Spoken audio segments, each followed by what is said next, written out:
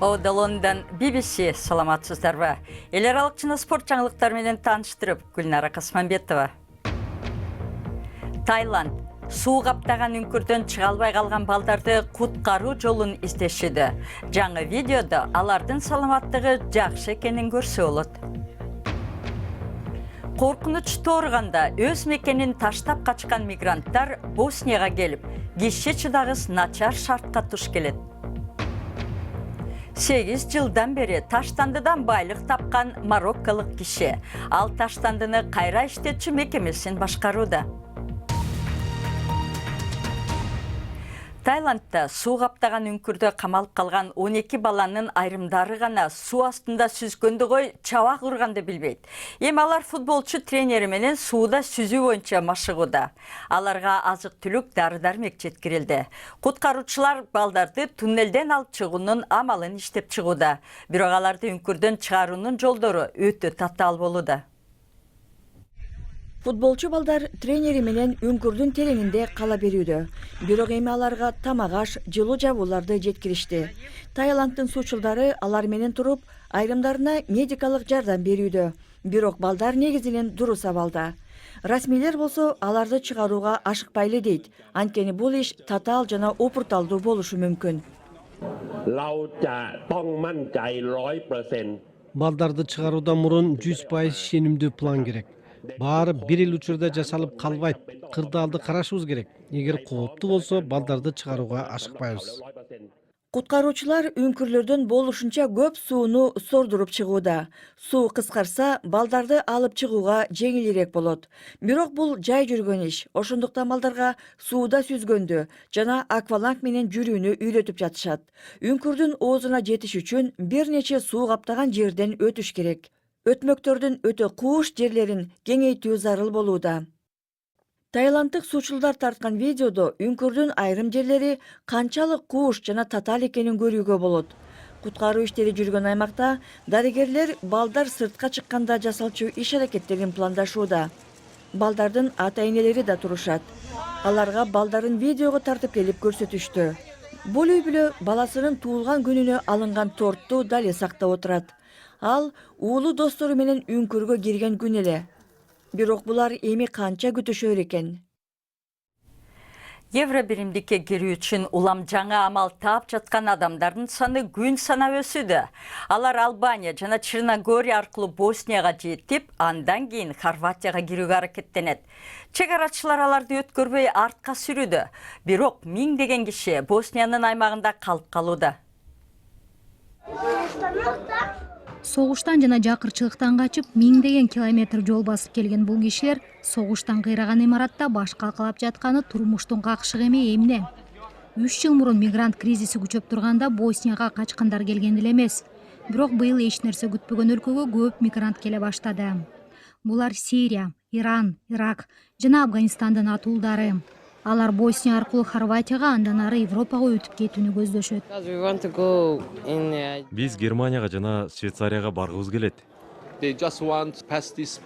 Алар бул чек арадан өтүп барып, көксөгөн өлкөсүнө жетүүгө умтулушат. Мисалы Германияга же Швейцарияга. Азыркы абалдын карагылачы өтө начар, ажаткана сыяктуу.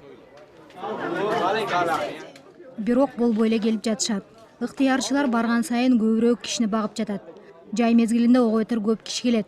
Жакыр, өзүн араң багып, улуттук араздашуунун кесепетин тарткан Босния үчүн бул чоң көйгөй. Урусураак баш калка менен камсыздай албайбыз. Жаш балдар, үй бүлөлөр кароосуз калган имараттарда жашап жатат. Бихач шаары иммигранттарды эптеп эле батырууда. Качкандарга согушта талкаланган турак жайдан башка жер табылбады. Босния өкмөтү маселени карай элек. Можемо само да предпоставljamo.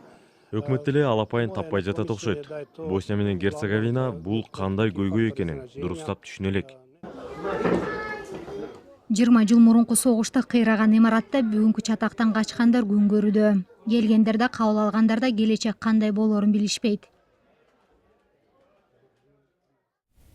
Сиз көрүп жаткан BBC эми күндүн башка кабарларынын тизмеги.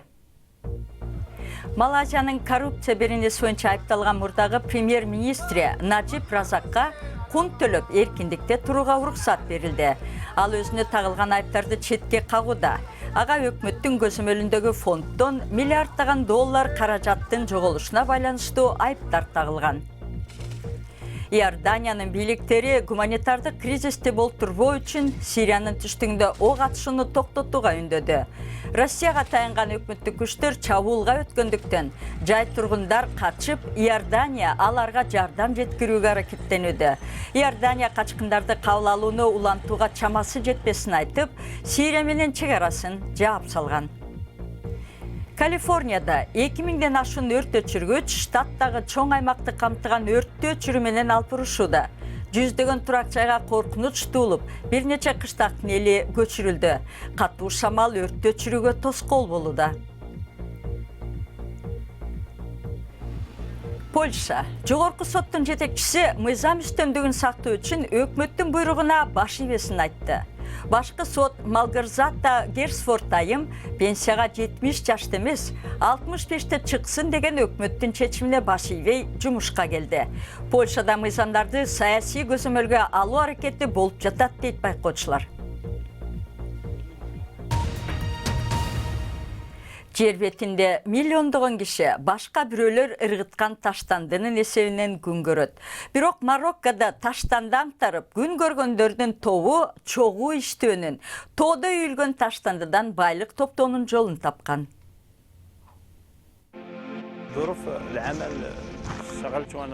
Мен 14 жашымдан тартып таштандыда иштегем. Биз таштандынын курмандыктары элек. Эми анын келечегибиз. Бул Яссин. 8 жыл бою ал ар бир түнү Рабаттагы таштандыны аңтарчу. Атасы эрте каза болгон. Үй бүлөсүн багуу үчүн ал таштандыда иштеди. Адамдар өмүрүнөн ажыраган учурларды көп эле көрдүм. Таштандыда иштеген жаш бала болгон соң, кээде чоң кишилер күтүп отуруп, биз чогулткандарды тартып алып кетчү. Бирок таштандыда иштеп жүрүп, Яссин университетти бүтүрүүгө жетишти. Көп өтпөй ал Мароккодогу таштандыны кайра иштетүү боюнча биринчи ишкананы негиздеди. Бүгүн биз өзүбүздү адамдай сезебиз. Мурда укуктарыбыз жок болчу. Адамдай сезчү да эмеспиз. Жумушчулар эми атайы кийимдерди кийишет. Алардын белгиленген маянасы жана медициналык камсыздандыруусу бар. Кооперативдин 150 мүчөсү сорттолуп чыккан таштандыны кимге сатууну чогуу чечишет.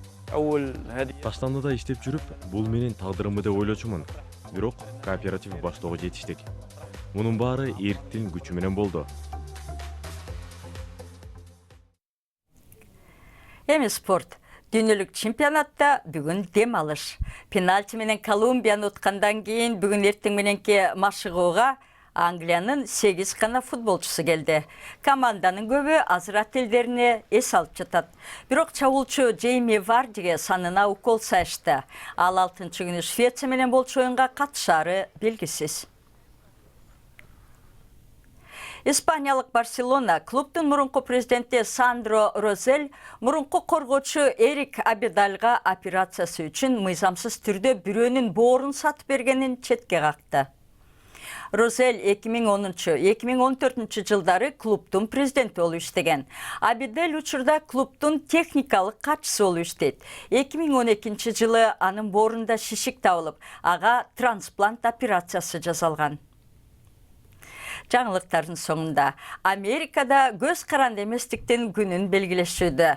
Адатта бул майрам салют, фейерверк, парад жана тамак жеш боюнча мелдеш менен коштолот. Бергер жеш боюнча мелдештин шартын алайык, катышуучу 10 мүнөттө болушунча бургер жеп, жок дегенде 2 мүнөт кузбай чыдашы керек. 4 баланын энеси бургер жеш боюнча дүйнөнүн азыркы чемпиону Молли Шулер 27 бургер жеп жеңишке жеткен. 5 бармак жеш боюнча кыргыздар да мелдеш өткөрөбү? Саламатта калыңыздар.